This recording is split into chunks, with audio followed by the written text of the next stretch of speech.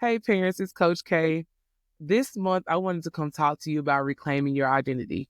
Now, I know that it can be hard raising kids. It's hard being a single person out here, trying to manage just living life. So I know that as a parent, it can be tough to make sure that you are taking care of your children, but also making sure that you're taking care of you. Please continue to see yourself as human. You make mistakes like everyone else. And I know that you feel like if you make a mistake, it's heightened or you may mess up your kid's life. But I want you to know that that mistake, if given transparency and helping the kids understand what's going on, can really be that one piece that transforms the way that they think about life and understand that they can bounce back from downfalls, from failures. So, parents, grace is going to be so necessary because the job that you do is the hardest job in the world.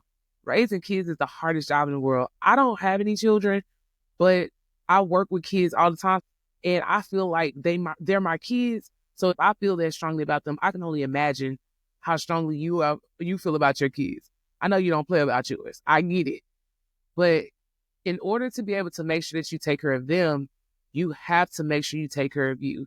So please, please, please, please, please exude grace for yourself, identify and acknowledge the areas that you know you want to work on, and be clear about those things. Make sure that you are vocal about those things. Talk to your kids about the things that you're struggling with a little bit because those moments of realness and transparency can really just change the mindset of your child. They start to see themselves as human as well. They're going to take your leadership. Whatever you give them or whatever you show them is what they're going to multiply. So I get why you're concerned about making mistakes, but I'm telling you, you learn so much more from your mistakes than you do from your successes. So be willing to share that with your kids. Be human and don't feel bad about it. You got a zillion and one things that you're dealing with. So the fact that you still here, you still care, you still nurturing your kids, still loving on them, you still cooking dinner, even when they didn't take that meat out the freezer like you asked them to do. You know what I'm saying?